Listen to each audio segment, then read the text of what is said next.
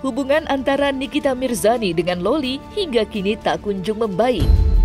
Ya, sejak kepulangannya ke Indonesia, hubungan Loli dengan sang ibunda belum juga menunjukkan hasil yang terbilang positif. Bahkan beberapa waktu lalu, Niki juga sempat menyatakan jika dirinya sudah lepas tangan dengan urusan yang berkaitan dengan nama putri sulungnya itu. Kerap dianggap sebagai ibu yang acuh dengan anak, namun hal itu tak menggoyahkan keputusan Nikita Mirzani untuk melupakan sang anak yang dianggap telah mengkhianatinya. Terbaru, Nikita Mirzani juga menegaskan jika dirinya telah menutup pintu rapat-rapat agar Loli tidak kembali ke kediamannya. Padahal, sepulangnya Loli ke Indonesia, ternyata gadis berusia 17 tahun tersebut sempat menyambangi kediaman sang ibunda, namun ia tak dibukakan pintu. Sontak dengan adanya kejadian itu, terjawab sudah jika Nikita Mirzani sudah benar-benar mengasingkan putri sulungnya itu. Lantas, apa yang membuat Nikita Mirzani membulatkan tekad untuk melupakan Loli?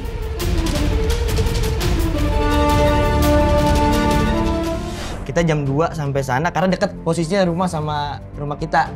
Dekat, makanya jam 2 kita sampai. Kita langsung balikin Loli, niat buat bisa ketemu emaknya. Loli nggak berani masuk ke mobil, sampai bilang, Kak udah nggak dibukain Kak. Oke. Sampai gue juga yang ngomong, ini udah kayaknya nggak dibukain nih. Yaudah terus gimana? Gue bilang sampai sempet sekali lagi terakhir, coba lagi sekali lagi.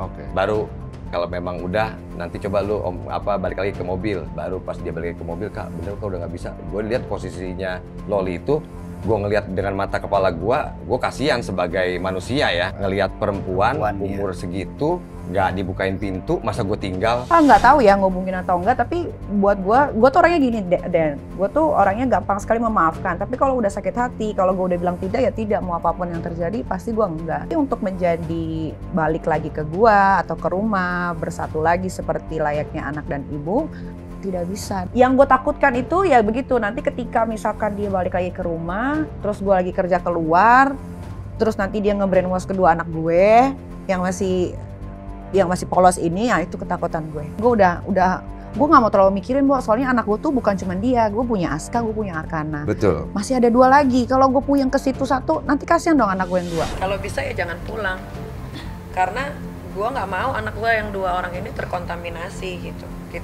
Gue kan nggak bisa 24 jam di rumah. Saya dia pulang, terus nanti Aska sudah bisa diajak bicara gitu kan. Apa nanti yang akan diomongin? Kalau gue sekarang, kalau anak gue yang 1 seperti itu, ya gue harus jaga yang 2 ini, jangan sampai seperti itu. Ya mudah-mudahan anak gue yang satu-satunya ini, yang sulung ini bisa menjaga dirinya dengan baik gitu. Kalaupun ada keluarga yang katanya mau mengasuh, asuhlah dengan baik gitu. Jangan dibiarkan anak itu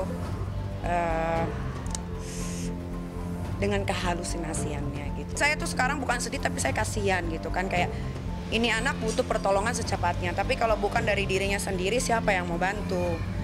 Ya kan?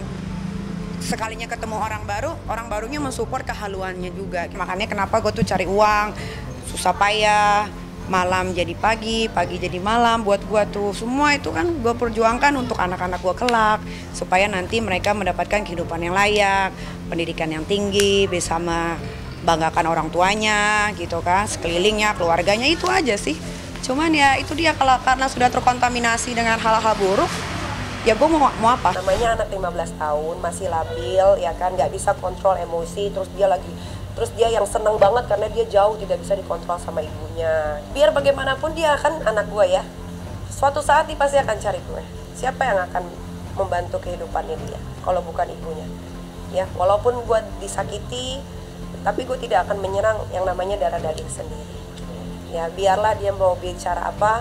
Yang jelas orang-orang di sekeliling gue yang sudah berkenal gue puluhan tahun tahu banget bagaimana sifat gue, bagaimana gue menjaga anak, mengasihi, merawat, mendidik, memberikan fasilitas terbaik. Mereka tahu semua. Kalau menurut gue, anak gue yang ini, yang perempuan ini, dia tuh berontak sama dirinya karena dia dapat perlakuan yang berbeda dengan adiknya. Kenapa gue membedakan Loli dengan adik-adiknya? Pertama, adiknya laki-laki, Loli adalah perempuan. Anak gue yang pertama ini memang pengennya tuh bebas seperti anak-anak pada umumnya gitu kan. Maksudnya anak-anak pada umumnya tuh kayak dia lihat temen-temennya kalau pergi kemana nggak harus diantar sama pembantu atau suster gitu kan. Nah karena gue punya anak satu sematawayang perempuan dan sudah mens alias haid, itu kan berarti dia sudah bisa mengandung seorang anak, dia bisa mengandung janin di dalam perutnya. Nah punya anak perempuan dengan punya anak laki-laki itu kekhawatirannya tuh beda banget ya kan. Gue waktu anak gue pertama kali dapat mens aja itu gue bawa ke rumah sakit waktu itu ke Brawijaya. Gue antara itu dia mens atau dia kenapa-napa, ternyata itu pasti cek sama dokter ternyata itu mens hari pertama.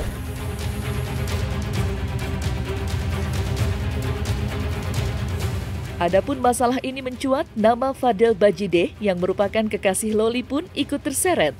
Yang pasti, dengan adanya masalah ini, para netizen pun kembali mentelaah perkataan Nikita Mirzani yang secara gamblang mengatakan jika dirinya kurang suka dengan kekasih dari anaknya itu. Kata-kata yang terucap dari mulut Niki pun seakan terbukti benar, melihat sosok kekasih dari Loli yang belakangan sempat viral lantaran kasus pengeroyokan terhadap anggota TNI pada beberapa waktu yang lalu.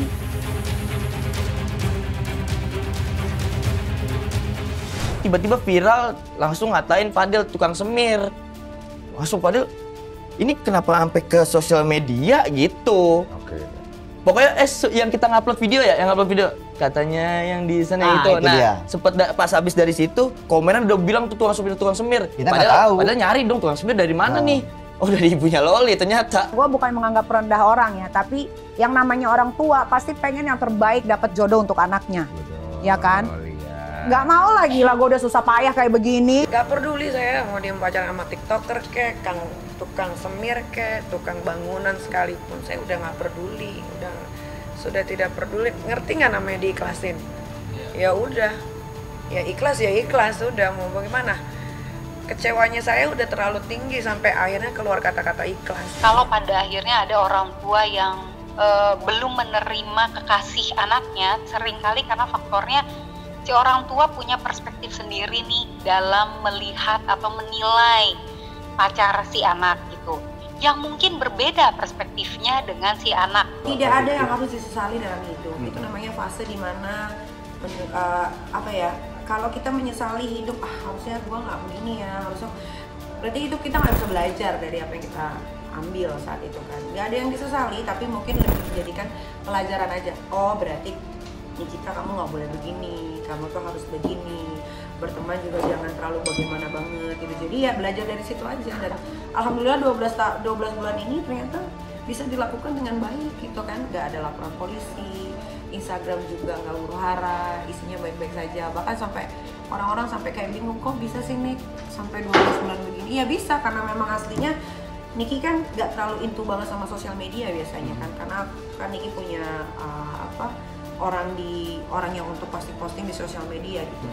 Jadi happy banget malah sekarang. Kalau kayak gitu sebetulnya memang aslinya Nikita Mirzani ya memang seperti itu, nggak mau bikin masalah, nggak mau yang gimana-gimana. Kayak gini hidup tentram 12 bulan ini ternyata lebih mengasihkan gitu, nggak pusing, kepala nggak migrain, lebih fokus.